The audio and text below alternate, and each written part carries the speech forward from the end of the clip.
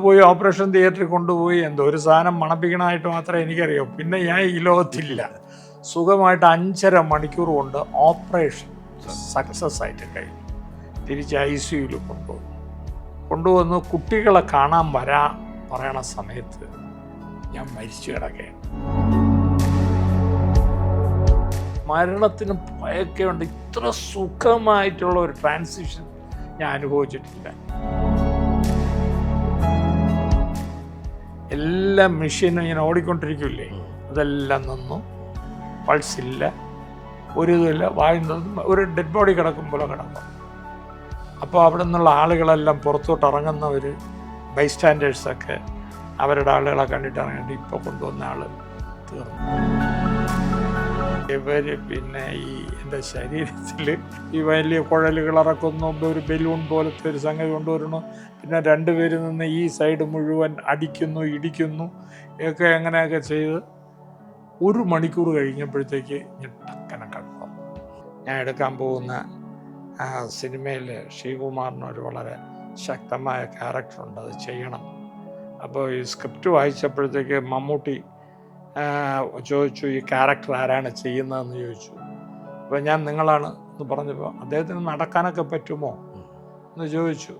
അപ്പോൾ ഞങ്ങൾ 2 കൂടെ കൂട്ടുകാരായിട്ട് കെട്ടിപ്പിടിച്ചിട്ടൊക്കെ ഇരുന്ന് കളിയാൽ നമുക്കൊരു കാലം ഉണ്ടാകുമെന്നൊക്കെ ആ വൃക്ഷ ചുവട്ടിലൊക്കെ വെച്ച് ഉച്ചയ്ക്കൊക്കെ റെസ്റ്റ് സമയത്തൊക്കെ പറയുകയും സ്നേഹിക്കുകയൊക്കെ ചെയ്തിരുന്നു.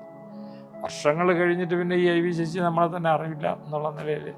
അത് അദ്ദേഹം മാത്രമല്ല, ഭരതനും ഞങ്ങൾ ഒന്നിച്ച് താമസിച്ചിരുന്നവരും കൂടെയാണ്. സുധീറുമൊക്കെ ഒരിലയിൽ ഊണ് കഴിച്ചൊക്കെ കുറേ വർഷങ്ങൾ കഴിഞ്ഞവർ. അവരുമൊക്കെ നമ്മളെ ഒരുപാട് ഇൻസൾട്ട് ചെയ്തിട്ടുണ്ട്. ഈ പെയിൻ ശല്യമൊക്കെ സർവ്വസാധാരണമല്ലേ? ലൈസ്കിറ്റ് ലൈസ് റിമൂവർ പെയിൻ ശല്യത്തിൽ നിന്നും ഉടനടി ആശ്വാസം. No side effects. ഒരു അമൃത് വേണി ഉൽപ്പന്നം. സംവിധായകൻ, നിർമ്മാതാവ്, നടൻ, തിരക്കഥാകൃത്ത് ചെയ്ത മേഖലകളിലെല്ലാം തൻ്റേതായ കയ്യൊപ്പ് ചാർത്തിയ പ്രതിഭയാണ് എന്നോടൊപ്പം ഉള്ളത്. P. ശ്രീകുമാർ. ചേട്ടാ നമസ്കാരം. നമസ്കാരം. മാർച്ച് 9-ാം തീയതി ആയിരുന്നു ചേട്ടൻ്റെ 80-ാം പിറന്നാൾ ദിവസം. ചെറിയ ആഘോഷം, ഏറ്റവും പ്രിയപ്പെട്ടവരെ ഒക്കെ വിളിച്ചു ചേർത്ത ഒരു ആഘോഷം. അതൊരു പ്രസംഗം ഞാൻ കേട്ടിരുന്നു. പ്രസംഗമല്ല, ചേട്ടൻ്റെ സുഹൃത്തു കൂടിയായിട്ടുള്ള സുരേഷ് കൃഷ്ണ അതേ ഒരു രസകരമായ ഒരു അനുഭവം പറഞ്ഞു. പക്ഷെ ഞങ്ങൾക്കെല്ലാം ഒരു ആദ്യത്തെ തിരിച്ചറിവായിരുന്നു ആ സാധനം. മരണമുഖത്തിൽ നിന്ന് വളരെ അത്ഭുതകരമായി രക്ഷപ്പെട്ട ഒരു അസാധാരണ നിമിഷത്തെക്കുറിച്ചാണ് അത് പങ്കുവച്ചത്. ശരിക്കും അത് കേട്ടിരുന്നവർക്കെല്ലാം ഒരു ആവേശവും ഒക്കെ ഉണ്ടെങ്കിലും ഭയങ്കര ആ മുഹൂർത്തം അനുഭവിച്ചറിഞ്ഞ ചേട്ടനെ സംബന്ധിച്ചുള്ള ഒരു വല്ലാത്ത ഇതായിരിക്കും. ആ ചേട്ടൻ തന്നെ പറഞ്ഞാൽ കൊള്ളാമെന്ന് എനിക്ക് തോന്നുന്നു. ഞാൻ ഒരു ദിവസം നയിക്കുമ്പോഴത്തേക്ക് എനിക്ക് മൂത്രം പോകുന്നതിലൊരു തടസ്സം പോലെ തോന്നി. സ്വാഭാവികമായിട്ട് ഇതൊക്കെ വെളിപ്പറണ്ടെന്ന് വിചാരിച്ചിട്ട് വീട്ടിലും പറഞ്ഞില്ല. ഞാൻ പോയിട്ട് ഈ പോസ്റ്റ്റൈറ്റിൻ്റെ വല്ല ആരംഭമാണോ എന്ന് ചെറിയാൻ വേണ്ടി ശാസ്തമംഗലം ഹോസ്പിറ്റലാണ് പോയത്.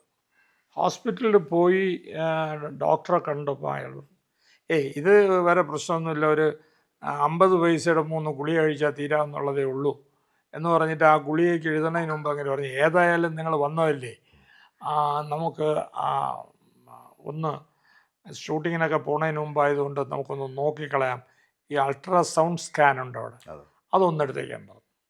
അതെടുക്കാനായിട്ട് ചെന്നപ്പോൾ അവിടുത്തെ ഡോക്ടർ ഇങ്ങനെ എടുത്തുകൊണ്ടിരുന്നപ്പോൾ അവരുടെ കൈ അറിയാതെ തെറ്റി ഈ കിഡ്നി ഭാഗത്തേക്ക് പോയി ഈ മെഷീൻ.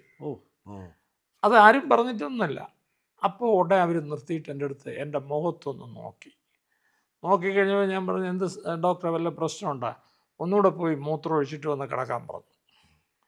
ഞാൻ വന്ന് കിടന്നു കഴിഞ്ഞപ്പോൾ അവർ ആ കിഡ്നിയാണ് എടുത്തു കഴിഞ്ഞ് അതിൻ്റെ ആ ഫോട്ടോ എടുത്തിട്ട് ഞാൻ അവർ നോക്കിയിട്ട് ഞാൻ പറഞ്ഞു, എന്തെങ്കിലും പ്രശ്നമുണ്ടെന്നാണ്.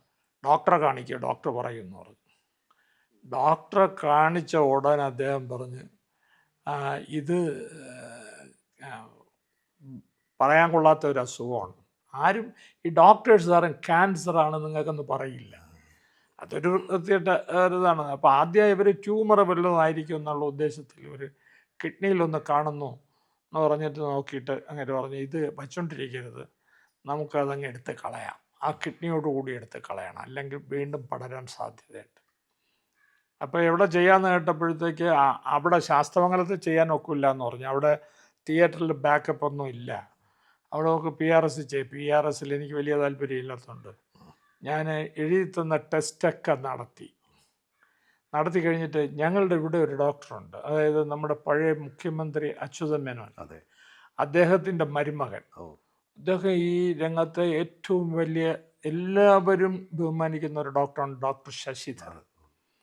അദ്ദേഹത്തിന് ഞാൻ ഈ റിസൾട്ടോടുകൂടി ഇങ്ങനെ എഴുതുന്ന എല്ലാം എടുത്ത് സ്കാൻ ചെയ്തു എല്ലാ റിസൾട്ടും കൊണ്ടൊന്ന് കാണിച്ചിട്ട് അങ്ങനെ ഇങ്ങനെ നോക്കിയിട്ട് പറഞ്ഞു, ആ ഇത് വച്ചുകൊണ്ടിരിക്കരുത്, ഞങ്ങളിങ്ങനെ ഇത് കിട്ടുമ്പോഴത്തേക്ക് ഇങ്ങനെ സ്പൂണ് കൊണ്ട് കോരി കളയും പോലെ കളയാറുണ്ട്, പക്ഷേ നമുക്കത് വേണ്ട. കാരണം എന്ന് വെച്ചാൽ അത് ചെയ്താൽ വീണ്ടും വരാം. അപ്പം വരാതിരിക്കത്തക്ക വിധത്തിലൊരു പോണാണ്. ഇതങ്ങ് എടുത്ത് കളയാം, നമുക്ക് ആ ഒരു കിഡ്നി എടുത്ത് കളയാം, ഒരു കിഡ്നി മതിയല്ലോ. പക്ഷെ ഉടനെ ചെയ്യണം. അങ്ങനെ ഞാനിപ്പം തന്നെ അനന്തപുരിയിൽ വിളിച്ചിട്ട് അവിടുത്തെ ഡോക്ടർ വിക്രമൻ്റെ അടുത്ത് സംസാരിക്കുക, ഒരു അപ്പോയിൻമെൻറ്റ് വേണമെന്ന് വാങ്ങിച്ചെല്ലാം ഞാൻ പറയാം, പോയി കണ്ടെച്ചാൽ മതി. ഈ റിസൾട്ട് കൊണ്ട് അവിടെ പോയി. അദ്ദേഹം എൻ്റെ അടുത്ത് പിറ്റേ ദിവസം കാലത്ത് ഇവിടെ അഡ്മിറ്റാകാൻ പറഞ്ഞു. അഡ്മിറ്റായി എന്തോ കുറച്ച് ടെസ്റ്റൊക്കെ നടത്തി ചിലരൊക്കെ വന്നൊക്കെ നോക്കി കഴിഞ്ഞിട്ടാണ് നമുക്ക് നാളെ തന്നെ ഓപ്പറേറ്റ് ചെയ്യണമെന്ന് പറഞ്ഞു. അപ്പോൾ എൻ്റെ മകൻ ഇതറിഞ്ഞ് വന്നു, വെളിയിൽ നിന്ന് വന്നു, പിള്ളേരെല്ലാം കൂടെ ഉണ്ട്, എല്ലാവരും കൂടെ അങ്ങനെ വന്നു. അപ്പോൾ എനിക്ക് ഇതിനെപ്പറ്റി ഒന്നും അറിഞ്ഞൂടാ, അതുകൊണ്ട് ഞാൻ ഹാപ്പി ആയിരുന്നു. എന്തോ ഒരു ചെറിയൊരു കുരു കീറുമ്പോഴുള്ള ഒരു ലാഘവത്തിൽ ഞാനും കിടന്നു. പിറ്റേ ദിവസം ഇവർ വന്ന് എൻ്റെ പ്രക്രിയകളൊക്കെ നടത്തി കൊണ്ടുപോയി ഓപ്പറേഷൻ തിയേറ്ററിൽ കൊണ്ടുപോയി. എന്തോ ഒരു സാധനം മണപ്പിക്കണമായിട്ട് മാത്രമേ എനിക്കറിയൂ. പിന്നെ ഞാൻ ഈ ലോകത്തില്ല. സുഖമായിട്ട് 5.5 മണിക്കൂർ കൊണ്ട് ഓപ്പറേഷൻ സക്സസ് ആയിട്ട് കഴിഞ്ഞു. തിരിച്ച് ICUയിൽ കൊണ്ടുവന്നു കുട്ടികളെ കാണാൻ പറയണ സമയത്ത് ഞാൻ മരിച്ചു കിടക്കുകയാണ്. എല്ലാ മെഷീനും ഇങ്ങനെ ഓടിക്കൊണ്ടിരിക്കില്ലേ, അതെല്ലാം നിന്നു, പൾസില്ല, ഒരു ഇതില്ല, ഒരു ഡെഡ് ബോഡി കിടക്കും പോലെ കിടക്കുന്നു. അപ്പോൾ അവിടെ നിന്നുള്ള ആളുകളെല്ലാം പുറത്തോട്ട് ഇറങ്ങുന്നവർ ബൈസ്റ്റാൻഡേഴ്സൊക്കെ അവരുടെ ആളുകളെ കണ്ടിട്ട് ഇറങ്ങിയിട്ട് ഇപ്പോൾ കൊണ്ടുവന്ന ആൾ തീർന്നു. ഇത് എൻ്റെ മകളടുത്താണ് പറയണത്. അപ്പോൾ ഇവള് കരച്ചില്ലായി. അപ്പോൾ ഡോക്ടർ അറിഞ്ഞു. ഇതിനിടയ്ക്ക് ഇവിടുത്തെ എന്നെ ഉപദേശിച്ച ഡോക്ടറെ വിളിച്ചു, അദ്ദേഹം മറ്റേ ഡോക്ടറെ വിളിച്ചു. അത് ഇത് ചുരുക്കി പറഞ്ഞാൽ അവിടെയുള്ള എല്ലാ ഡോക്ടർമാരും ഓരോ ഡിപ്പാർട്ട്മെൻറ്റിലുള്ളവരെല്ലാം ഓടി എത്തിയിട്ട് ഇവർ ഞങ്ങളുടെ കുട്ടികളെ വിളിച്ച് പറയും 1 മണിക്കൂർ ഞങ്ങൾക്ക് തന്നിട്ട് അത് കഴിഞ്ഞ് ഡിക്ലെയർ ചെയ്യാം, അതിനു മുമ്പ് ഞങ്ങൾ ലാസ്റ്റ് കൈയൊന്ന് നോക്കട്ടെ എന്ന് പറഞ്ഞിട്ടുണ്ട്. ഇവർ പിന്നെ ഈ എൻ്റെ ശരീരത്തിൽ അത് എന്തൊക്കെ ചെയ്തു നമുക്ക് അറിഞ്ഞൂടാ, നമുക്കൊന്നും അറിഞ്ഞില്ല. പിറ്റേ ദിവസം ഇവർ പറഞ്ഞാണ് ഈ വലിയ കുഴലുകൾ ഇറക്കുന്നു, ഒരു ബലൂൺ പോലത്തെ ഒരു സംഗതി കൊണ്ടുവരണം, പിന്നെ 2 പേര് നിന്ന് ഈ സൈഡ് മുഴുവൻ അടിക്കുന്നു ഇടിക്കുന്നു ഒക്കെ അങ്ങനെയൊക്കെ ചെയ്ത് 1 മണിക്കൂർ കഴിഞ്ഞപ്പോഴത്തേക്ക് ഞാൻ ടക്കനെ കണ്ണൂറന്നപ്പോൾ ഞാൻ കാണുന്ന എനിക്ക് ചുറ്റും ഒരുപാട് പേര് ഈ ഇങ്ങനെ മലനടക്കയില്ലേ, ഇപ്പോൾ ഈ സിനിമയിൽ ഷോട്ട് എടുക്കും പോലെ ഇങ്ങനെ നോക്കണ അവരുടെ ലോ ആംഗിളിൽ നിന്നുള്ള ഷോട്ടാണ്. അതിൽ എൻ്റെ മകളെയും മകനെയും ചൂണ്ടിക്കാണി, ഇവരാരാണെന്ന് അറിയാമോ എന്നിട്ട് ഞാൻ പറയാൻ അറിയാം, മകനും മകളും. ഓക്കെ എന്ന് പറഞ്ഞാൽ എല്ലാവരും വളരെ ഇതായി. പിന്നെ ദേഹം മുഴുവൻ എന്തോ രൂപകളൊക്കെ കയറ്റിയൊക്കെ വെച്ചിട്ട് എന്നെ ബെഡിൽ കൊണ്ടാക്കിയിട്ട് അവരൊക്കെ പിരിഞ്ഞു. അവിടെ നിന്നാണ് ഞാൻ തിരിച്ചു വരുന്നത്. അപ്പോൾ ഈ ലാസ്റ്റ് വരാറാവുമ്പോൾ എനിക്ക് ഫീൽ ചെയ്ത ഒരു ഇതെന്ന് വെച്ചാൽ ഞാൻ രസകരമായിട്ട്, അതായത് ജീവിതത്തിൽ കണ്ടിട്ടില്ലാത്ത ഒരു സുഖത്തിൽ കിടക്കുകയാണ്. സുഖം എന്ന് പറഞ്ഞാൽ ഭയങ്കര സുഖം, ഒന്നുമില്ല, ഇങ്ങനെ ലാഘവം. നമ്മളെ അറിഞ്ഞൂടാ. ശ്രീകുമാറാണ്, ശരീരം ഇതാണ്, എനിക്ക് ആളുകളുണ്ട്, ഞാൻ ആശുപത്രിയിൽ കിടക്കുകയാണ്, ഇങ്ങനെ ഒരു സംഭവം, ഇതൊന്നും എനിക്കറിഞ്ഞൂടാ. ഞാൻ സുഖമായിട്ട് എവിടെയോ ഇങ്ങനെ ഈ കാറ്റത്ത് പറന്ന് നടക്കും പോലെ, ഈ ചുറ്റും ഒരു ഇരുളാണെന്നേ ഉള്ളൂ വ്യത്യാസം. അങ്ങനെ ഇരിക്കുകയാണ്. ഇതാര് വന്ന് നടന്ന് ശല്യപ്പെടുത്തണം, നമ്മളെ വിളിച്ചുണർത്തണം, ഇതാണ് ലാസ്റ്റ് മൂമെൻറ്റിൽ എനിക്ക് തോന്നിയ വികാരം. അതുവരെ അതാണ് ഈ മരണത്തിന് ഭയമൊക്കെ ഉണ്ട്. ഇത്ര സുഖമായിട്ടുള്ള ഒരു ട്രാൻസിഷൻ ഞാൻ അനുഭവിച്ചിട്ടില്ല, അത്ര സുഖമായിരുന്നു.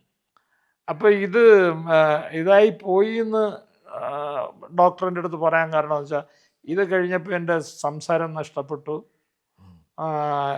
എനിക്ക് മൂവ്മെൻറ്റുകൾ പ്രയാസപ്പെട്ടു, പിന്നെ ഒരു ഭ്രാന്തമായ അവസ്ഥ, എല്ലാ കെട്ടിടമൊക്കെ ഇടിഞ്ഞു വീടിഞ്ഞ് നമ്മളെ പുറത്തുകൂടെ വീഴണം, ഇങ്ങനെയൊക്കെ ഒരു അവസ്ഥകളൊക്കെ ഉണ്ടായി. അതൊക്കെ ഇത് അനസ്തീഷ്യ കൂടിയതാണ് കാരണം. അപ്പോൾ ആ പോയിസൻ്റെ റിയാക്ഷൻസാണ് ഇതൊക്കെ. പിന്നെ മൂത്രത്തിൽ കൂടെയൊക്കെ പോയി കഴിഞ്ഞാൽ നോർമലാവുള്ളൂ. ഉയർന്ന ശമ്പളവും മികച്ച കരിയറുമാണോ നിങ്ങൾ ആഗ്രഹിക്കുന്നത്? Join Axions. Get trained, get placed. നോർമലായപ്പോൾ റൂമിൽ കൊണ്ടുവന്നപ്പോഴും ഈ ഡോർ കർട്ടനൊക്കെ ഇങ്ങനെ നീങ്ങണതായിട്ട് തോന്നുമായിരുന്നു എനിക്ക്. പക്ഷേ പെട്ടെന്ന് അതിൻ്റെ ഒരു ഇതിൽ നിന്ന് രക്ഷപ്പെട്ടു. അപ്പോൾ ഡോക്ടറിൻ്റെ അടുത്ത് പറഞ്ഞ് ചില ഇതൊക്കെ പറഞ്ഞ് എനിക്ക് നടക്കാനായിട്ട് സ്ലോ ഇല്ല പറ്റുന്ന.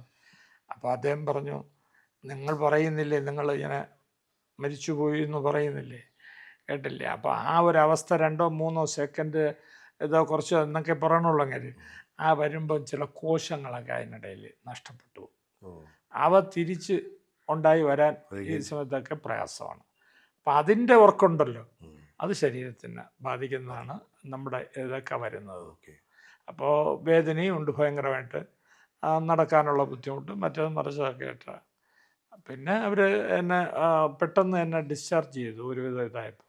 പക്ഷേ സ്റ്റെയർ കേസ് കയറരുത്, താഴെ കിടക്കണമെന്നൊക്കെ പറഞ്ഞ് അങ്ങനെ കുറേ നിബന്ധനകളൊക്കെ തന്ന് ഇവിടെ വന്നു. പക്ഷെ മരണം ഭയങ്കര സുഖമാണ്. അപ്പോൾ ഇത് ഞാൻ ഇപ്പോൾ അടൂർ സാറിൻ്റെ പടത്തിൽ അഭിനയിക്കാൻ പോയപ്പോൾ അവിടെ ഇരുന്നത് പറയുമ്പം KV മോഹൻകുമാർ ഉണ്ടായിരുന്നു. അദ്ദേഹം അവിടെ തന്നെ ഇതുപോലെ പറഞ്ഞിട്ടുള്ള ആളുകളുടെ 2-3 കഥകളൊക്കെ എൻ്റെ അടുത്ത് പറഞ്ഞിട്ട്, ചേട്ടാ ഇത് എഴുതണം, ഇത് മറ്റുള്ളവരറിയണം, ഈ മരണം ഇത്ര സുഖകരമായ ഒരവസ്ഥയാണ്, നമ്മൾ വിചാരിക്കുന്നവരുള്ള എന്ന്. പക്ഷെ അത് എഴുതണമെന്ന് മനസ്സിൽ വെച്ചിട്ടുണ്ട്. മരണമുഖം, മരണത്തിന്റെ ഒരു ചെറിയ ട്രാൻസിഷൻ അവിടുന്ന് തിരിച്ചു അല്ലേ. ഒരു ഡോക്ടർ തന്നെ പറഞ്ഞു, അതായത് ഈ പ്രായത്തിൽ അനസ്തീഷ്യ കൂടിയിട്ട് വളരെ തിരിച്ചു വന്നിട്ടുള്ളവർ ഇല്ല എന്ന് തന്നെ പറയാം. നിങ്ങൾ വന്നു, അതുമാത്രമല്ല വന്നു കഴിഞ്ഞാൽ സാധാരണ ഒരു സൈഡ് തളർന്നു പോകത്രേ, അതും ചെയ്തില്ല. ശബ്ദം നഷ്ടപ്പെടും, അത് ചെയ്തു, പക്ഷെ തിരിച്ചു കിട്ടി. അപ്പോൾ നിങ്ങൾ ഭയങ്കര ഈശ്വര കടാക്ഷമുള്ള ആളാണെന്നൊക്കെ എൻ്റെ അടുത്ത് പറഞ്ഞു. മാത്രമല്ല എന്തെങ്കിലും ഇനിയും ചെയ്യാനുണ്ടാവും, ഒരുപാട് കർമ്മങ്ങൾ ബാക്കി വെച്ചിട്ടായിരിക്കും. ഞാനിപ്പോഴും അന്ന് മുതൽ ആലോചിക്കണം, അന്നങ്ങ് പോയതായിരുന്നു നല്ലത് എന്നാണ് എൻ്റെ ഉള്ളിലുള്ളത്. അങ്ങനല്ല, മരണത്തിന് ഇങ്ങനെ ഒരു സുഖകരമായ ഒരു മുഖം കൂടി ഉണ്ട് എന്നുള്ള ഒരു തിരിച്ചറിവ് നമുക്ക് ഇനിയിപ്പം മരണത്തെ ഭയമില്ല. ഇല്ല, അത് പണ്ടേ ഇല്ല. കാരണം എന്ന് വെച്ചാൽ ഇതുപോലെ ഒരു വലിയ ആചാര്യൻ എഴുതിയതും പറഞ്ഞതും ഞാൻ വായിച്ചിട്ടുണ്ട്. അതിൽ അദ്ദേഹം പറയണം, മരണത്തെ ഭയക്കരുത്, ഇത്ര സുഖകരമായ ഒരവസ്ഥ നിങ്ങളുടെ ലൈഫിൽ നിങ്ങൾ കണ്ടു കാണില്ല. ഒരു വേദനയോ കാര്യങ്ങളോ ഒന്നും ഇല്ലാത്ത വളരെ സ്മൂത്തായിട്ട് നിങ്ങൾ സുഖത്തിലേക്ക് പോകണം. നിങ്ങൾ ഈ പിടിച്ച് ഞാൻ കിടന്ന് ദുഃഖിക്കട്ടെ എന്ന് പറഞ്ഞ് നിങ്ങൾ ജീവിതത്തിൽ പിടിച്ച് നിൽക്കുകയാണ്. മരിക്കുന്നവരെ പിടിച്ച് നിർത്തേണ്ടതാണ് അങ്ങനെ. ഏതാണ്ട് ഒരു 1.5 വർഷം നല്ലവണ്ണം കിടപ്പിൽ തന്നെ ആയിരുന്നു. ഒരു വൃക്കയില്ലാതെ ജീവിക്കുന്നു, അതില്ലാതെ ജീവിക്കുന്നു. അപ്പോൾ ആദ്യമൊക്കെ ലിമിറ്റഡ് വെള്ളമേ കുടിക്കാവുള്ളൂ, അങ്ങനെയൊക്കെ ഉണ്ടായിരുന്നു. കുറെ ആഹാര നിയന്ത്രണം ഏതാണ്ട് നമ്മളിപ്പോഴും തുടരുന്നു. വെള്ളമൊക്കെ ഇപ്പോൾ ഇഷ്ടം പോലെ കുടിക്കുന്നുണ്ട്. മാത്രമല്ല ഇപ്പോൾ ഈ മരണത്തിന് ഭയമില്ല. മരിക്കുമ്പോൾ മരിക്കട്ടെ, ഇത്രയും പ്രായം വരെ ജീവിച്ചില്ലേ, ഇത് ഇനിയുള്ള എല്ലാം ബോണസായിട്ട് കണക്കാക്കിയാൽ മതി എന്ന് വിചാരിച്ച് അങ്ങനെ അങ്ങ് പോകും. ദൈവത്തിൻ്റെ അനുഗ്രഹം എന്തൊക്കെയോ ഇനിയും ബാക്കി വെച്ചിരിക്കുന്നു, അത് കർമ്മങ്ങളൊക്കെ പൂർത്തിയാക്കാനുണ്ട്. അത് ശക്തിയായിട്ട് തിരിച്ചു വരട്ടെ അല്ലേ. എനിക്ക് നോക്കുന്ന 66 ആദ്യത്തെ സിനിമ. അതെ, 66 ഞാൻ സിനിമയിൽ വരുന്നത്. 60 വർഷം അതിന് മുമ്പ് നാടകത്തിലായിരുന്നു. അതെ. അപ്പോൾ എനിക്ക് തോന്നുന്നു ഇപ്പം അഭിനയിച്ചു കഴിഞ്ഞത് അടൂർ സാറിന്റെ പദയാത്ര. എൻ്റെ സംവിധായകൻ അല്ല, എൻ്റെ പ്രൊഡ്യൂസർ ചേട്ടൻ്റെ 3ാമത്തെ പടത്തിന്റെ നായകൻ. അതിലത്തെ നായകനും അദ്ദേഹം തന്നെയാണ്. ഇപ്പം എങ്ങനെയാണ് ആ പടത്തിലേക്ക് വരുന്നത്, എന്താണ് അതിലെ വേഷം? എൻ്റെ അടുത്ത് ഒരു ദിവസം ഒരു ഫോൺ വന്നു, ശ്രീകുമാർ എവിടെ ഉണ്ടെന്ന് കേട്ടോ. അപ്പം ഞാനിങ്ങനെ വർക്കലയിലേക്ക് യാത്ര ചെയ്തുകൊണ്ടിരിക്കുകയാണ്. അപ്പോൾ അടൂർ സാറാണ് വിളിച്ചിട്ട് പറഞ്ഞു, ഒന്ന് കാണണമല്ലോ, വീട്ടിലോട്ടൊന്ന് വരാമോ? ഞാൻ പറഞ്ഞു, സാർ വർക്കലയ്ക്ക് പോയിക്കൊണ്ടിരിക്കുകയാണ്. എന്നാൽ പിന്നെ സൗകര്യമായി. ഞാനും വൈകുന്നേരം 6 മണിക്ക് വർക്കലയിൽ അദ്ദേഹം ഒരു ഇതിൻ്റെ ചെയർമാനാണ്, അവിടെ എന്തോ ഫങ്ഷനുണ്ട്, അതുകൊണ്ട് ഇദ്ദേഹം അവിടെ എത്തും, അവിടെ വരാമോ എന്ന് കേട്ട് വൈകുന്നേരം വരാമോ. അങ്ങനെ ഞാൻ വൈകുന്നേരം അവിടെ ചെന്നപ്പോഴത്തേക്ക് എൻ്റെ അടുത്ത് പറഞ്ഞു, ഞാൻ എടുക്കാൻ പോകുന്ന സിനിമയിൽ ശ്രീകുമാറിനൊരു വളരെ ശക്തമായ ക്യാരക്ടറുണ്ട്, അത് ചെയ്യണം. അപ്പോൾ ഈ സ്ക്രിപ്റ്റ് വായിച്ചപ്പോഴത്തേക്ക് മമ്മൂട്ടി ചോദിച്ചു, ഈ ക്യാരക്ടർ ആരാണ് ചെയ്യുന്നതെന്ന് ചോദിച്ചു. അപ്പോൾ ഞാൻ നിങ്ങളാണ് എന്ന് പറഞ്ഞപ്പോൾ, അദ്ദേഹത്തിന് നടക്കാനൊക്കെ പറ്റുമോ എന്ന് ചോദിച്ചു. അപ്പം പുള്ളി പറഞ്ഞില്ല, എൻ്റെ വീട്ടിലൊക്കെ വന്നിപ്പോൾ അദ്ദേഹം സുഖമായിട്ട് നടക്കണം, അയാൾക്ക് ആരോഗ്യം ഉണ്ടെങ്കിൽ അയാളായിരിക്കും ചെയ്യണമെന്ന് പറഞ്ഞു. അങ്ങനെയാണ് അതിലേക്ക് ആ വരും. സിനിമയിലേക്ക് മമ്മൂക്കയ്ക്ക് അറിയായിരുന്നു ഈ എൻ്റെ അവസ്ഥ അറിയാമായിരുന്നു. വിളിക്കുമായിരുന്നു ആ സമയത്തൊക്കെ? അല്ല, വിളിച്ചിട്ടില്ല, ഒരു മെസ്സേജ് ഇട്ടു. അതിലെന്താണ് അതിലൊരു കഥാപാത്രം എന്ന് പുറത്ത് പറയാൻ? തോട്ടത്തിൽ ഗോവിന്ദൻ നായർ എന്ന് പറയുന്ന ഈ മമ്മൂട്ടി താഴ്ന്ന ഈ ഗിരിവർഗക്കാരെ പോലുള്ളവരുടെ അടുത്തേക്ക് ആതുര സേവനവുമായിട്ട് വരുമ്പോൾ ഡോക്ടർ അദ്ദേഹത്തിന് ഭൂമി കൊടുക്കുകയും അദ്ദേഹത്തിന് ഹോസ്പിറ്റലിന് എല്ലാ സൗകര്യവും ചെയ്തു കൊടുക്കുകയും ഒക്കെ ചെയ്യണ ആ സ്ഥലത്ത് ഒരു വലിയ ജന്മിയാണ് ഈ ക്യാരക്ടർ. പിന്നെ ഇയാളെ പിന്നെ നക്സലൈറ്റ് ആക്രമണമൊക്കെ ഇയാളെ വീട്ടിൽ നടത്തുന്നത് അതും ഇതൊക്കെ ആയിട്ട് അങ്ങനെ പിന്നെ ഒരു നല്ല ക്യാരക്ടറാണ്. 4 പെണ്ണുങ്ങൾ എന്ന് പറഞ്ഞ സിനിമയിൽ ചെയ്തിട്ടുണ്ട്. അടൂർ സാറുമായിട്ടൊരു സൗഹൃദം എങ്ങനെയാണ്? അടൂർ സാറുമായിട്ട് ഞാൻ തുടങ്ങുമ്പോഴത്തേക്ക് അഭിനയിക്കാൻ ചാൻസ് കിട്ടാൻ വേണ്ടിയിട്ടോ അങ്ങനെയൊന്നുമല്ല. ഈ സിനിമ ജ്വരവുമായിട്ട് നടക്കുമ്പോഴത്തേക്ക് അടൂർ സാറിനെ പോലെയുള്ള ആൾ ചിത്രലേഖ ഉണ്ടാക്കുന്നതിന് മുമ്പേ എനിക്ക് ഞാൻ കറണ്ട് ബുക്സിൽ ഉണ്ടായിരുന്നു കുറേ ആൾ ഈ പുസ്തകം വായിക്കാൻ വേണ്ടി പോയിരിക്കും. അപ്പോൾ അവിടെ അടൂർ സാർ വരുമായിരുന്നു. അന്ന് ഇവർ ചിത്രലേഖ പ്രവർത്തനങ്ങളുമായിട്ട് നടക്കുകയാണ്. സുവനീർ അതല്ല, അന്ന് മുതലേ അടൂർ സാറിനുമായിട്ടുള്ള ബന്ധമുണ്ട്. അതിങ്ങനെ വളർന്ന് ഞാനും പിന്നെ പ്രൊഡ്യൂസറും സിനിമ രംഗത്തൊക്കെ വരികയൊക്കെ ചെയ്തപ്പോഴത്തേക്ക് ഞങ്ങൾ കാണുകയും ഇത് ചെയ്യുകയും പിന്നെ എനിക്ക് അസ്ഥികൾ പൂക്കുന്നു എടുക്കുമ്പോഴത്തേക്ക് ചില നിർദ്ദേശങ്ങളൊക്കെ, അസ്ഥികൾ പൂക്കുന്ന ഒരു പ്രത്യേകതരം സിനിമയാണല്ലോ, അപ്പോൾ അതിൽ നമ്മൾ ചില കമേഴ്സ്യൽ എലിമെൻസുകളൊന്നും വരാതെ മ്യൂസിക്കിൽ പോലും ശ്രദ്ധിക്കേണ്ട കാര്യങ്ങൾ അങ്ങനെ കുറച്ച് ഉപദേശമൊക്കെ തന്നിട്ടുണ്ട്. മാത്രമല്ല അദ്ദേഹം ആ പടം ഇറങ്ങുന്ന വർഷം ബോംബെയിൽ പോയപ്പോൾ ഒരു പത്രസമ്മേളനം ഉണ്ടായിരുന്നു. അപ്പോൾ അദ്ദേഹം പറഞ്ഞു ആ വർഷത്തിലെ ഏറ്റവും ശ്രദ്ധിക്കേണ്ട ഒരു മലയാളത്തിൽ നിന്നൊരു പടം ഈ അസ്ഥികൾ പൂക്കുന്നതാണ് എന്ന് പറഞ്ഞിട്ട് അതിന് പറഞ്ഞു. അത് ബോംബെയിൽ ഞങ്ങൾ ചെന്നപ്പം വളരെ സ്വാധീനം ഉണ്ടായിരുന്നു ഈ ഷോ വയ്ക്കാൻ. അങ്ങനെയൊക്കെ ജീവിതത്തിന്റെ പലയിടങ്ങളിലും അങ്ങനെ പിന്നെ അങ്ങോട്ടും നല്ല ബന്ധം. പിന്നെ ഞാൻ നോക്കുമ്പോഴത്തേക്ക് അദ്ദേഹത്തിൻ്റെ പോക്ക്, അദ്ദേഹത്തിന് ഇവിടെ ഒരു ഇതുണ്ട്. അതായത് സിനിമ എന്ന് പറയുന്നത് കമേഴ്സ്യൽ സിനിമ എടുക്കുന്നിടത്ത് ഈ തമ്മി തലകയറലൊന്നും ഇല്ല. അവരെടുക്കും, പടം സക്സസ് ആവണം, അവനെ രാജാവായിട്ട് അംഗീകരിക്കും, ഇത്രയേ ഉള്ളൂ അവിടെ. ഇവിടെ അങ്ങനെയല്ല. ഇവിടെ യാതൊരു ആവശ്യവും ഇല്ലാതെ ഈ ആളുകളെ ഗ്രൂപ്പ് തിരിഞ്ഞൊക്കെ ഇവിടെ ഉള്ളവർ കടിച്ചു കീറുവാൻ പരസ്പരം. എന്തിനാണതെന്ന് എനിക്ക് മനസ്സിലായിട്ടില്ല. ഞാൻ തന്നെ ചോദിച്ചിട്ടുണ്ട്. എൻ്റെ സുഹൃത്തുക്കളായ, എനിക്ക് ഏറ്റവും കൂടുതൽ സുഹൃത്തുക്കളുള്ള മേഖല ഈ അങ്ങനെയുള്ള അവാർഡ് ഡയറക്ടേഴ്സൊക്കെയാണ്.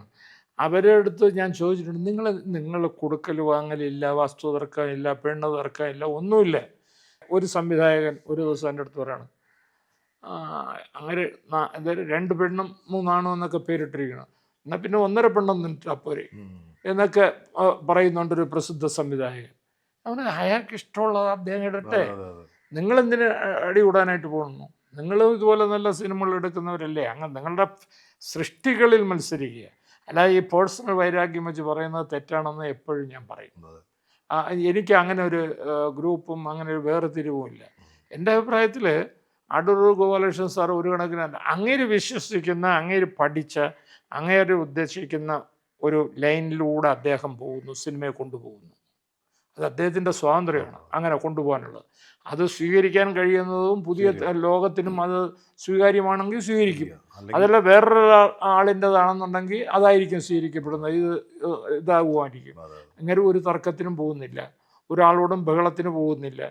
പിന്നെന്തിനാ അങ്ങനെ ഇത്രയും അറ്റാക്ക് ചെയ്യേണ്ട ആവശ്യം? ഇവിടെ അങ്ങനെ കലുഷിതമായ ഒരു അന്തരീക്ഷം ആ കാലഘട്ടത്തിൽ നിലനിന്നില്ല. ഇപ്പൊ ആ വർഗം സിനിമകൾ അധികം ഇല്ലാതായല്ലോ. ആളുകളെല്ലാം പൊട്ടി തകർന്ന തരിപ്പണമായതോടുകൂടി ഉള്ള കാശൊക്കെ പോയി എല്ലാവരും തെണ്ടികളായപ്പോൾ ആ പടത്തിന്റെ എടുക്കാനുള്ള ആളുകളുടെ ഇതായപ്പോഴത്തേക്ക് വലുതായിട്ടില്ല. ഇപ്പോൾ ആകപ്പാട് ആ സ്ഥാനത്ത് ഇപ്പം നിൽക്കുന്നത് ഷാജിയാണെങ്കിൽ ഇതായി പോയി. പിന്നെ ഡോക്ടർ ബിജു ഉണ്ട്. അത് പിന്നെ കൂടുതൽ ശ്രദ്ധയിലേക്ക് വന്നിട്ടില്ലല്ലോ. പിന്നെ അടൂർ ജയ്ജാൻറ്റിക്കായിട്ട് നിൽക്കുന്ന അടൂർ സാറ് തന്നെയാണ്. അങ്ങനെ പോകുന്നു. അദ്ദേഹത്തിന് വീണ്ടും പടം മമ്മൂട്ടിയല്ലേ പ്രൊഡ്യൂസ് ചെയ്യുന്നത്, അങ്ങനെ കിട്ടുന്നു, അദ്ദേഹം ചെയ്യുന്നു. ഏറ്റവും ഒടുവിൽ 151ാമത്തെ എത്രാമത്തെ 151ാമത്തെ. അപ്പോൾ ആദ്യത്തെ പടമാണ് ഏറ്റവും ഇമ്പോർട്ടൻ്റ്. അതായത് 1966 കണ്ണൂർ ഡീലക്സ് എന്ന് പറയുന്ന പടം. AV രാജയുടെ സംവിധാനം, പ്രേം നസീറും ഷീലാമയാണ് അതിനകത്ത് പ്രധാന കഥാപാത്രങ്ങൾ ചെയ്യുന്നത്. അതിലൊരു വേഷം ചെയ്യുന്നു അല്ലേ? എങ്ങനെയാണ് 66 ആയപ്പം ജോലി കിട്ടിയിട്ടില്ലെന്ന് തോന്നുന്നുണ്ടോ? ഇല്ല. അപ്പം എനിക്ക് തോന്നുന്നു ആ സിനിമയിലേക്ക് അല്ലെങ്കിൽ ആ സിനിമയിലേക്ക് എത്തുന്നത് എങ്ങനെയാണ്? ഞാനിവിടുന്ന് സിനിമാക്കാരനാവാനായിട്ട് എനിക്ക് അന്ന് FACT-യിലൊരു ജോലി ഉണ്ടായിരുന്നു. അത് ജോലി എന്ന് പറഞ്ഞാൽ അങ്ങനെ ഒരു റെക്കമെൻഡേഷനിൽ കിട്ടിയിട്ടുണ്ടെന്നുള്ള കഴിഞ്ഞ് സ്ഥിരമാവുകയോ അങ്ങനെയൊന്നും ആയില്ല. അങ്ങനെ ആ ജോലിക്ക് പൊയ്ക്കൊണ്ടിരിക്കുമ്പോഴാണ് എന്നെ അവിടെ വെച്ചിട്ട് എൻ്റെ കൂടെ ബാല്യകാലത്ത് എറണാകുളത്ത് പഠിച്ചിരുന്ന ആളാണ് കൺമണി ബാബു. അദ്ദേഹം എന്നെ കാണുകയും എന്നെ അദ്ദേഹം അവിടെ ഷട്ടിൽ കോക്ക് കളിക്കാൻ വരും. FACT ഒന്ന് വലിയ പ്രസിദ്ധമായ സ്ഥാപനമാണല്ലോ. അപ്പോൾ അവിടെ കളിക്കാൻ വരുമ്പോൾ എന്നെ കണ്ടിട്ട് പറഞ്ഞു, നിങ്ങളെന്താണ് ഇവിടെ ഇതിലൊക്കെ നിങ്ങൾ വരണം, ഇതൊക്കെ കളഞ്ഞിട്ട് വരണം, നമുക്കൊരു കാര്യം ചെയ്യാമെന്നൊക്കെ പറഞ്ഞു. ബാബു വിളിച്ചുകൊണ്ട് പോയി ഒരു റൂമൊക്കെ എടുത്ത് തന്നിട്ട് എന്നോട് പറഞ്ഞു ഒരു നാടകം എഴുതാൻ പറഞ്ഞു. അന്ന് കവിതയൊക്കെ കിട്ടിക്കൊണ്ടിരിക്കണ കാലം. അപ്പോൾ ഞാൻ യാത്ര എന്ന് പറഞ്ഞ് ഒരു നാടകം എഴുതി. ബാബുവാണ് എൻ്റെ എല്ലാം സാമ്പത്തികമൊക്കെ വെച്ച്. അപ്പോൾ എറണാകുളത്തുള്ള ഇന്ന് പ്രസിദ്ധരായിട്ടുള്ള പല നടന്മാരും, അർജുനൻ മാഷാണ് അതിൻ്റെ മ്യൂസിക്, അങ്ങനെയുള്ള ഒരു മ്യൂസിക്കും ഒക്കെ ആയിട്ട് ആ നാടകം ഞങ്ങൾ എറണാകുളത്ത് അവതരിപ്പിച്ചു. യാത്ര. അത് കഴിഞ്ഞ് അപ്പോഴും ഞാൻ 2-3 വീക്കിലികളുടെ എറണാകുളത്ത് സബ് എഡിറ്ററും ലേഖകനുമായിട്ടൊക്കെ വർക്ക് ചെയ്തിട്ടുണ്ട്, നിൽക്കായിരുന്നു.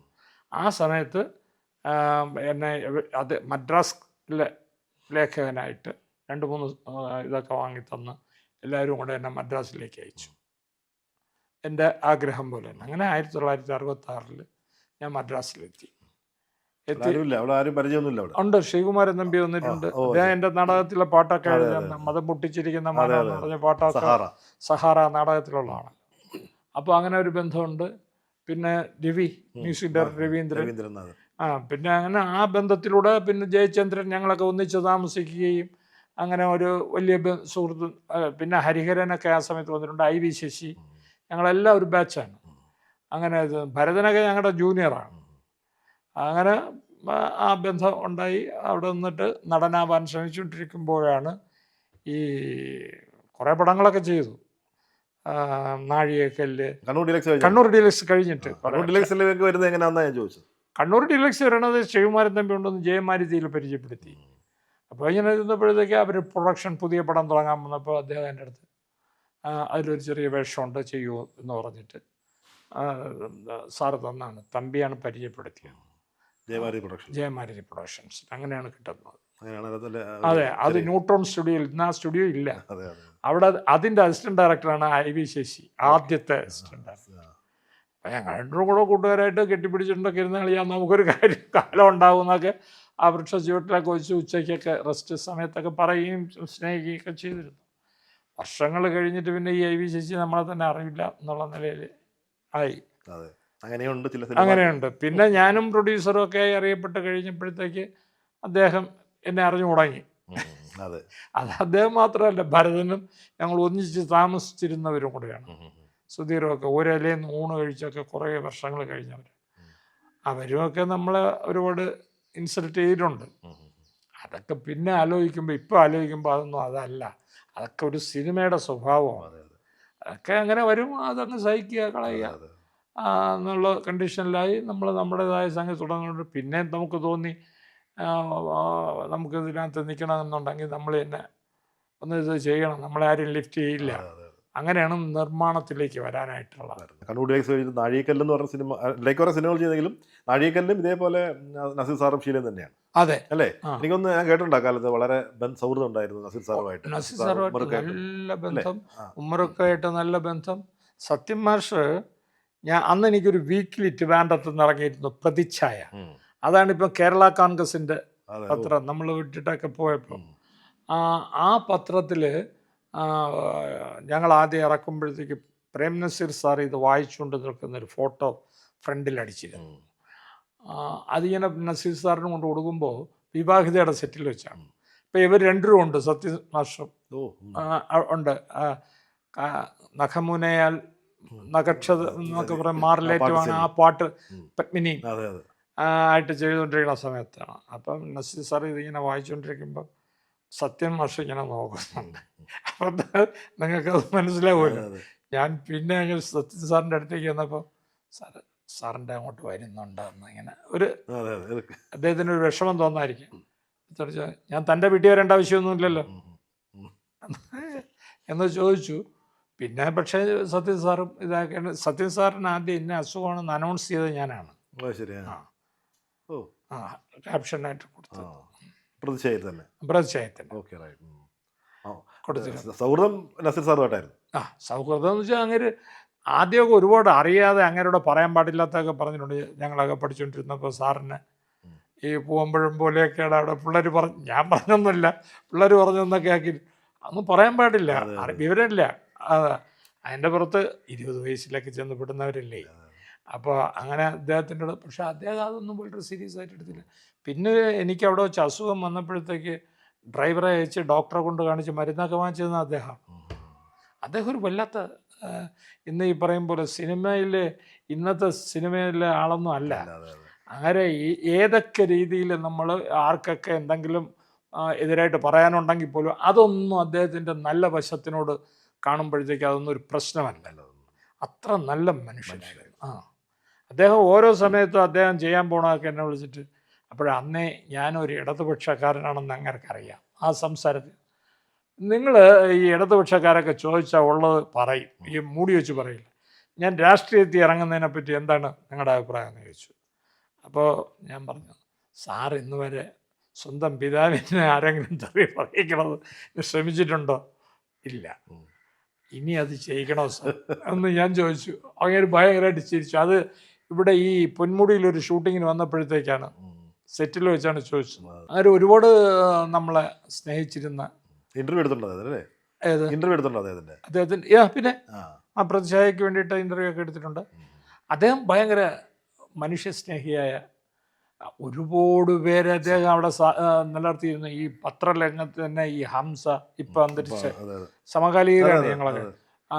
ഒരു സാബു ഉണ്ടായിരുന്നു, പിന്നെ വേറെ ഒരുപാട് പേരുണ്ടായിരുന്നു. അവരൊക്കെ ഒരു പക്ഷേ ആഹാരം കഴിച്ച് മദ്രാസിൽ ജീവിച്ചത് സാറുള്ളതുകൊണ്ടാണ്. അതൊരു വല്ലാത്ത ഇത് തന്നെ. ആ പ്രൊഡ്യൂസർമാരുടെ അടുത്തും കൂടെയുള്ളവരുടെ അദ്ദേഹം ക്ഷോഭിച്ച് ഞാൻ കണ്ടിട്ടില്ല. അങ്ങനെ ഒരു മനുഷ്യനാണ്. അതേസമയം സത്യൻ സാർ വളരെ നല്ലവനാണ്. പക്ഷേ അദ്ദേഹത്തിനുള്ളൊരു കുഴപ്പമെന്ന് വെച്ചിരുന്നാൽ അദ്ദേഹം ഏതും ബോൾഡായിട്ട് പറയും. നസീർ സാറിൻ്റെ അടുത്ത് പറഞ്ഞതൊക്കെ ഞാൻ സത്യൻ സാറിൻ്റെ അടുത്ത് പറഞ്ഞാൽ സാറ് ചിലപ്പോൾ അടിച്ച് ശരിയാക്കി തരും. മനസ്സിലായില്ലേ? അങ്ങനെ ഉടനെ റിയാക്ട് ചെയ്യുന്നതും ഉറപ്പായിട്ട് നിൽക്കേണ്ടതുപോലെയൊക്കെ നിൽക്കുക. ഞാൻ ആദ്യം ചെന്ന് പെട്ടത് സ്വാമീസ് ലോഡ്ജിൽ സത്യൻ സാറും SP പിള്ള സാറും ഒക്കെ കൂടെ ഇരുന്ന് ചീട്ട് കളിക്കുമ്പോഴാണ് ചെന്നത്. ഇദ്ദേഹത്തിനെ കാണുക എന്നുള്ളതേ ഉണ്ടായിരുന്നുള്ളൂ. അപ്പം കാര്യങ്ങളൊക്കെ ചോദിച്ചു, കാര്യങ്ങളൊക്കെ പറഞ്ഞു. നാളെ തന്നെ അടുത്ത വണ്ടിക്ക് പോയിക്കൊള്ളാം, കാശുണ്ടാക്കില്ല, ഇല്ലേ തരാമെന്ന് പറഞ്ഞു. വേണ്ട സാർ, കാശൊക്കെ ഉണ്ടെന്നൊക്കെ പറഞ്ഞിട്ട് ഞാൻ അവിടെ നിന്ന് തടി തപ്പി. പിന്നെ ഇവർ നോക്കുമ്പോൾ ഇവർ ഏത് സ്റ്റുഡിയോ പോകണം അവിടെയൊക്കെ ഞാനും ഉണ്ട്. ഇവൻ പോവില്ല എന്ന് മനസ്സിലായി. പിന്നെ എന്നെ അങ്ങ് വിട്ടു. പിന്നെ കാണുമ്പോഴത്തേക്ക് ഒരു സൗഹൃദം പോലെയൊക്കെ ആയിട്ട് ഉള്ള ഒരു സംഗതികളൊക്കെ. അദ്ദേഹത്തിൻ്റെ വല്ലാത്ത ഒരു രസകരമായ നർമ്മം കലർന്ന ജയചന്ദ്രനുമായിട്ട് അദ്ദേഹം താമസിക്കുന്ന ഗുഡ് ലക്ക് ഹോട്ടലിൽ പോയി കണ്ട് ആണ് ഞാനും ഉമ്മർ സാറുമായിട്ടുള്ള ആദ്യത്തെ തുടക്കം. അത് പിന്നെ വല്ലാത്ത സ്നേഹത്തിലൊക്കെയാണ്. അതിങ്ങനെ മൂത്ത് ഞാനുമൊക്കെ പ്രൊഡ്യൂസറൊക്കെ ആയിരിക്കുമ്പോൾ ഒരു ദിവസം തിരുവനന്തപുരത്ത് വെച്ച് കീർത്തി ഹോട്ടലിൽ അദ്ദേഹം താമസിക്കുകയാണ്. അപ്പോൾ അതിൻ്റെ എതിരെ ഉള്ള മുറിയിൽ TV ചന്ദ്രനും ചിന്തരവിയും ഞാനും ഉണ്ട്. അപ്പോൾ ചന്ദ്രൻ പറഞ്ഞു, ഉമ്മുക്ക വന്നിട്ടുണ്ട്, നമ്മുടെ മലബാറിലെ രാജാവാണ്, അപ്പം നമ്മൾ പോയി കാണണം. ഈ തിരുവിതാംകൂറിലെ നടന്മാരൊന്നുമില്ല, ഉമ്മുക്കയൊക്കെ നമ്മൾ പോയി കാണേണ്ടവരാണെന്ന് പറഞ്ഞു. വാ എന്ന് പറഞ്ഞ് ചിന്തരവിയും വിളിച്ച് ഞാനും കൂടെ പോയി. ഞാൻ വാതിൽക്കൽ അങ്ങനെ നിന്നു. ഇവരങ്ങ് അകത്ത് നിന്ന് കെട്ടിപ്പിടിപ്പും കാലിത്തൊട്ട് തുഴക്കമൊക്കെ നടത്തുകയാണ്. ആ സമയത്ത് ഇവർ ഈ മലബാറി സ്നേഹത്തിലെ 2 ഡയലോഗ്, അതായത് തിക്കൃഷിയൊന്നും അല്ല, അങ്ങാണ് ഞങ്ങളുടെ എന്നുള്ള നിലയിൽ അങ്ങ് അടിച്ചു. അപ്പോൾ ഇദ്ദേഹം എന്നെ നോക്കിയിട്ട് അവരോട് പറയണേ, തലസ്ഥാനത്തുള്ളവർ നിൽക്കുകയാണ്, ഇങ്ങനെ പറയണ്ടെന്നുള്ള അർത്ഥത്തിൽ. അപ്പം ഞാൻ പറഞ്ഞു, തലസ്ഥാനത്തുള്ളതുകൊണ്ട് കുഴപ്പമില്ല സാർ. അങ്ങനെയൊക്കെ വളരെ നല്ല ഭയങ്കര രസമാണ് അദ്ദേഹം. ഞാൻ ഈ ശബ്ദാനുകരണം നടത്തണമെന്ന സമയത്ത് ഞാൻ ആദ്യം ചെയ്തത് ഉമ്മർ സാറിനെ പഠിച്ചാണ്.